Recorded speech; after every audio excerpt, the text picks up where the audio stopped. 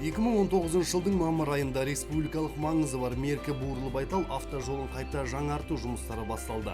Бүгінгі таңда 220-221 шақырымда жол жабыны фрезерленуде, ал 221-222 шақырымда жол жабынын орналастыру бойынша жұмыстар жүргізіліп жатыр.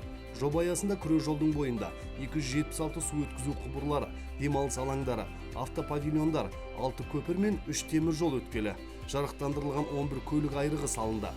Меркі-Буурлы-Байтал автожолын қайта қалпына келтіру жұмыстарына 238 бірлік жол құрылыс техникасы мен 394 адам жұмылдырылған. Жалпы ұзындығы 262 шақырым автожолды қайта жаңарту жұмыстары 4 учаскеде жүзеге асуда. Жоспарға сәйкес Меркі кентінен Шу қаласына дейінгі ұзындығы 86 шақырым жол учаскесі 4 жолақты қозғалысы бар. Бірінші техникалық санатқа келтіріледі. Өзге 3 учаскедегі автожол 2 жолақты, екінші техникалық санаттағы жол болады.